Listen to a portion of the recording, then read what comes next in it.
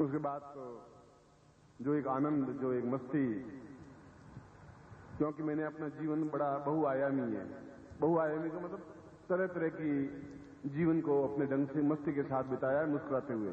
मेरे साथ बैठा हुआ व्यक्ति बोर होता ही नहीं, क्योंकि पूरी जिंदगी अनुभवों और नई नई बातों से भरी हुई है, चाहे सन्यासी जीवन हो, चाहे गृहस्थ जीवन हो।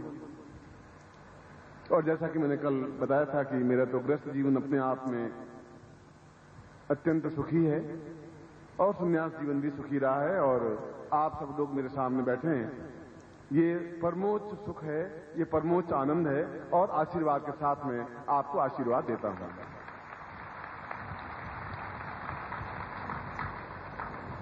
हकीकत में तो आप माता जी की सौत है, ये बात और बता देता हूं।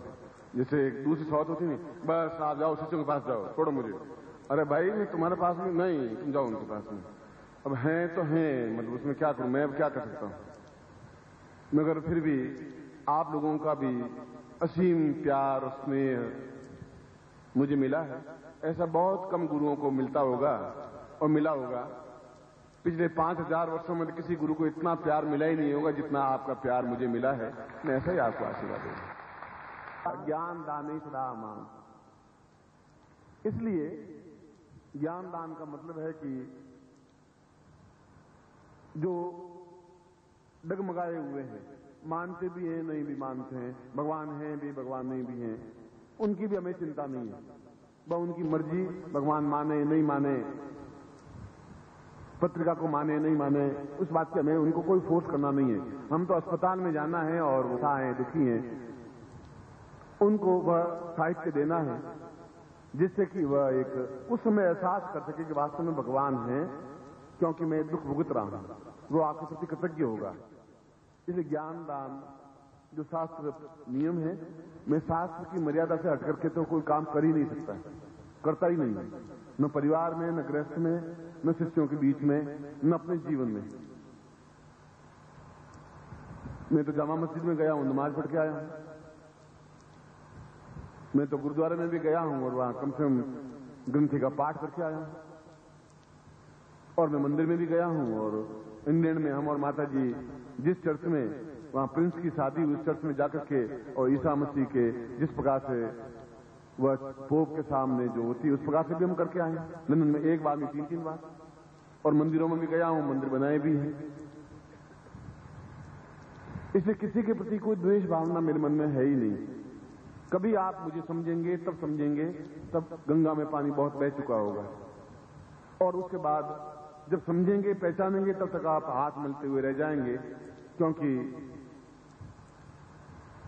एहसास करेंगे कि एक ऐसे व्यक्तित्व के पास में कुछ क्षण, कुछ मिनट बैठा था, एक शिविर में भाग लिया था, उनके साथ रहा था, अपना सर्वस्व समर्पित किया था, उन्होंने मुझे अपनाया था, वो मेरे साथ में थे, मैं उनके साथ में था। एक ऐतिहासिक घटना आपके जीवन की बन जाएंगी, और 50 साल बाद आपकी इस बात को कोई मानेगा नहीं। अरे ऐसा कैसे हो सकता है, उस व्यक्तित्व के साथ में आप बैठे, ऐसा संभव हो ही नहीं सकता। ऐसी समस्या आपके सामने आएगी।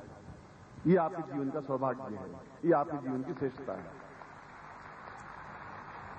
यहां तो जिंदा व्यक्तियों की पूजा, उसको गालियां दी जाती, तड़फाया जाता है, परेशान किया जाता है, कहो का मारा जाता है, और उसको मरने के लिए बाध्य कर दिया जाता है। या तो वो छोड़कर जंगल में चला जाता है, या सन्यासी बन जाता है, या अगर उच्च कोटि का व्यक्तित्व है तो किसी कमरा में चला जाता है, सिद्धाश्रम चला जाता है। मगर मैं ऐसा नहीं करूंगा, गारंटी के साथ नहीं करूंगा, आपके बीच में ही रहूंगा, गारंटी है। गुरुदेव की, गुरुदेव की।